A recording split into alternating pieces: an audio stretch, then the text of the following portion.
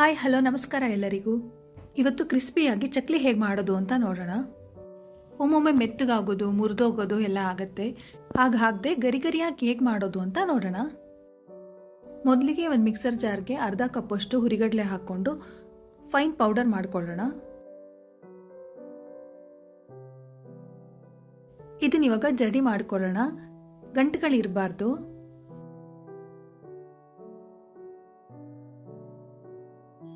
ಇವಾಗ ಇದಕ್ಕೆ 2 ಕಪ್ಪಷ್ಟು ಅಕ್ಕಿ ಹಿಟ್ಟು ಹಾಕೊಳ್ಳೋಣ. ಅಕ್ಕಿ ಹಿಟ್ಟನ್ನ ಆದಷ್ಟು ಫ್ರೆಶ್ ಆಗಿರೋದೇ ತಗೊಳ್ಳಿ. ಇದನ್ನು ಜರಡಿ ಮಾಡ್ಕೊಳ್ಳೋಣ. ಉಂಡೆ ಉಂಡೆ ಥರ ಇರಬಾರ್ದು, ಅದಕ್ಕಾಗಿ ಜರಡಿ ಮಾಡ್ಕೊಳ್ಳೋದು. ಆದಷ್ಟು ಅಕ್ಕಿ ಹಿಟ್ಟನ್ನ ಫ್ರೆಶ್ ಆಗಿರೋದು ತಗೊಳ್ಳಿ, ಚಕ್ಲಿ ಗರಿ ಗರಿಯಾಗಿ ಬರುತ್ತೆ. ಕಡಲೆ ಮತ್ತು ಅಕ್ಕಿ ಹಿಟ್ಟು ಎರಡನ್ನೂ ಫ್ರೆಶ್ ಆಗಿರೋದು ತಗೊಂಡಷ್ಟು ಚಕ್ಲಿ ಚೆನ್ನಾಗಿ ಬರುತ್ತೆ. ಇವಾಗ ಇದಕ್ಕೆ 1 ಸ್ಪೂನ್ ಉಪ್ಪು, 1 ಸ್ಪೂನ್ ಜೀರಿಗೆ, ಅರ್ಧ ಸ್ಪೂನಷ್ಟು ಅಜ್ವೈನ್, 1 ಸ್ಪೂನ್ ಎಳ್ಳು, 1/4 ಸ್ಪೂನಷ್ಟು ಅರಿಶಿನ, 1 ಸ್ಪೂನ್ ಅಚ್ಕಾರದ ಪುಡಿ ಸೇರಿಸ್ಕೊಂಡು ಎಲ್ಲನೂ ಚೆನ್ನಾಗಿ ಮಿಕ್ಸ್ ಮಾಡ್ಕೊಳ್ಳೋಣ. ಖಾರ ನೋಡಿ ಹಾಕ್ಕೊಳ್ಳಿ, ನಿಮ್ಗೆ ಎಷ್ಟು ಬೇಕೋ ಅಷ್ಟು ಜಾಸ್ತಿ ಕಡಿಮೆ ಮಾಡ್ಕೋಬೋದು. ಇವಾಗ ಇದಕ್ಕೆ 4 ಟೇಬಲ್ ಸ್ಪೂನಷ್ಟು ತುಪ್ಪ ಕಾಯಿಸ್ಬಿಟ್ಟು ಬಿಸಿದನ್ನೇ ಹಾಕ್ಕೊಂಡು ಮಿಕ್ಸ್ ಮಾಡ್ಕೋತಾ ಇದ್ದೀನಿ. ಬಿಸಿ ಇರೋದ್ರಿಂದ ಸ್ಪೂನಲ್ಲಿ ಮಿಕ್ಸ್ ಮಾಡ್ಕೊಳ್ಳಿ. ಸ್ವಲ್ಪ ಸ್ಪೂನಲ್ಲಿ ಮಿಕ್ಸ್ ಮಾಡಿಕೊಂಡು ಆಮೇಲೆ ಕೈಯಲ್ಲೇ ಮಿಕ್ಸ್ ಮಾಡ್ಕೋಬೋದು. ಇದನ್ನು ಚೆನ್ನಾಗಿ ಮಿಕ್ಸ್ ಮಾಡ್ಕೋಬೇಕು. ಎಣ್ಣೆ ಪೂರ್ತಿ ಹಿಟ್ಟಿಗೆ ಮಿಕ್ಸ್ ಮಾಡ್ಕೋಬೇಕು. ನೋಡಿ, ಈ ಥರ ಉಂಡೆ ಮಾಡಿಕೊಂಡ್ರೆ ಅದು ಗಟ್ಟಿಯಾಗಿ ನಿಲ್ಲಬೇಕು. ಅಷ್ಟು ಕನ್ಸಿಸ್ಟೆನ್ಸಿ ಇರಬೇಕು. ಬಂದಿಲ್ಲ ಅಂದರೆ ಇನ್ನು ಸ್ವಲ್ಪ ಎಣ್ಣೆ ಬಿಸಿ ಮಾಡಿ ಹಾಕ್ಕೊಂಡು ಮಿಕ್ಸ್ ಮಾಡ್ಕೊಳ್ಳಿ. ಇವಾಗ ಸ್ವಲ್ಪ ಸ್ವಲ್ಪ ನೀರು ಹಾಕ್ಕೊಂಡು ಕಲಿಸ್ಕೊಳ್ಳೋಣ ಹಿಟ್ಟನ್ನ. ನಾರ್ಮಲ್ ವಾಟರೇ ಯೂಸ್ ಮಾಡ್ತಾ ಇದ್ದೀನಿ, ಬಿಸಿ ನೀರಲ್ಲ.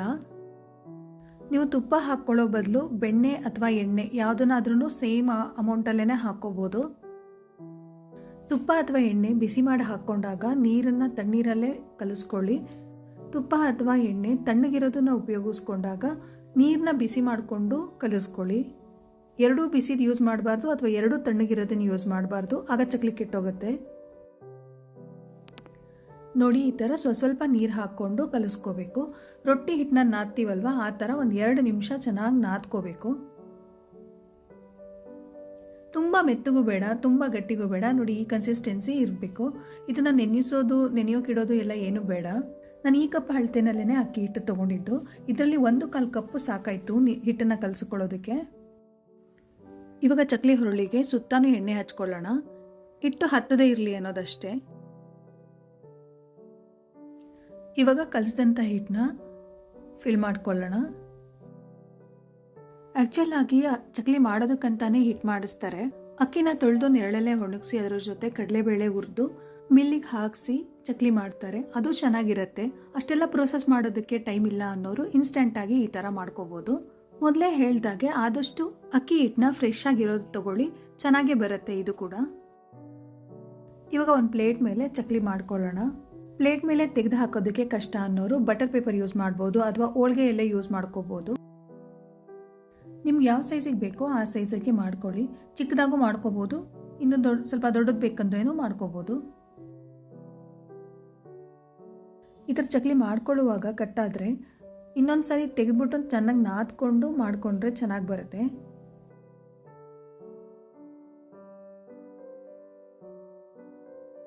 ನಾನು ಇಷ್ಟು ಚಕ್ಲಿಯ ಹಾಕ್ಕೊಂಡು ಇಟ್ಕೊಂಡಿದ್ದೀನಿ. ಡೀಪ್ ಫ್ರೈ ಮಾಡ್ಕೊಳ್ಳೋಣ. ಎಣ್ಣೆ ಬಿಸಿಗಿಟ್ಟಿದ್ದೆ. ಕಾದಿದೆ ಇಲ್ಲೋ ಅಂತ ಹೇಗೆ ನೋಡ್ಕೊಳ್ಳೋದಂದರೆ, ಸ್ವಲ್ಪ ಹಿಟ್ಟನ್ನ ಕಾದಿರೋ ಎಣ್ಣೆಗೆ ಹಾಕಿದ್ರೆ ಒಂದೇ ಸರಿ ಮೇಲ್ ಬಂದರೆ ಕಾದಿದೆ ಅಂತ, ಕೆಳಗಡೆನೇ ಇದ್ದರೆ ಇನ್ನು ಸ್ವಲ್ಪ ಕಾಯಿಸ್ಬೇಕು ಅಂತ ಅರ್ಥ. ಎಣ್ಣೆ ಚೆನ್ನಾಗಿ ಕಾದಿದೆ. ಚಕ್ಲಿಗಳನ್ನೆಲ್ಲ ಹಾಕ್ಕೊಳ್ಳೋಣ.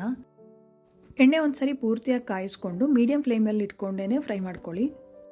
ಚಕ್ಲಿ ಹಾಕಿ 1 ನಿಮಿಷ ಹಾಗೆ ಬಿಡಬೇಕು, ಮುಟ್ಟೋದಕ್ಕೆ ಹೋಗಬಾರ್ದು. ತಕ್ಷಣ ತಿರುಗಿಸಾಕೋದಕ್ಕೆ ಹೋದರೆ ಕಟ್ಟಾಗೋ ಚಾನ್ಸಸ್ ಇರುತ್ತೆ. 1 ನಿಮಿಷ ಆದಮೇಲೆ ಅದನ್ನು ತಿರುಗಿಸಾಕೋಬೇಕು. ನೋಡಿ, ಗುಳ್ಳೆಗಳೆಲ್ಲ ಕಡಿಮೆ ಆದಮೇಲೆ ಹೊರಗಡೆ ತೆಕ್ಕೊಳ್ಳಿ. ಹೀಗೆ ಎಲ್ಲ ಚಕ್ಲಿಗಳನ್ನು ಮೀಡಿಯಂ ಫ್ಲೇಮಲ್ಲಿ ಇಟ್ಬಿಟ್ಟು ಫ್ರೈ ಮಾಡ್ಕೋಬೇಕು. ಹೈ ಫ್ಲೇಮಲ್ಲಿ ಇಟ್ಟರೆ ಬೇಗನೆ ಕೆಂಪಗಾಗತ್ತೆ, ಆದರೆ ಒಳಗಡೆ ಬೆಂದಿರಲ್ಲ. ಪೂರ್ತಿ ಲೋ ಫ್ಲೇಮಲ್ಲಿ ಇಟ್ಕೊಂಡ್ರೆ ಚಕ್ಲಿ ತುಂಬ ಗಟ್ಟಿಯಾಗತ್ತೆ. ಆದ್ದರಿಂದ ಮೀಡಿಯಂ ಫ್ಲೇಮಲ್ಲಿ ಇಟ್ಕೊಂಡೇ ಪೂರ್ತಿ ಆಗೋವರೆಗೂ ಮೀಡಿಯಂ ಫ್ಲೇಮಲ್ಲೇ ಫ್ರೈ ಮಾಡಿ ತೆಕ್ಕೋಬೇಕು. ಸಾಲ ಹಬ್ಬಗಳು ಬರ್ತಾ ಇದೆ. ನೀವು ಈ ಥರ ಟ್ರೈ ಮಾಡಿ, ಇದೇ ಪ್ರೋಸೆಸ್ನ ಫಾಲೋ ಮಾಡಿ. ಹೇಗೆ ಬಂತು ಅಂತ ಕಮೆಂಟ್ ಸೆಕ್ಷನಲ್ಲಿ ತಿಳಿಸಿ. ವಿಡಿಯೋ ಇಷ್ಟ ಆದರೆ ಒಂದು ಲೈಕ್ ಮಾಡಿ, ಹೊಸದಾಗಿ ನೋಡ್ತಾ ಇರೋರು ಸಬ್ಸ್ಕ್ರೈಬ್ ಮಾಡ್ಕೊಂಡು ನೋಡಿ ಅಂತ ಹೇಳ್ತಾ ಮತ್ತೊಂದು ರೆಸಿಪಿಯೊಂದಿಗೆ ಮತ್ತೆ ಸಿಗ್ತೀನಿ. Thank you for watching.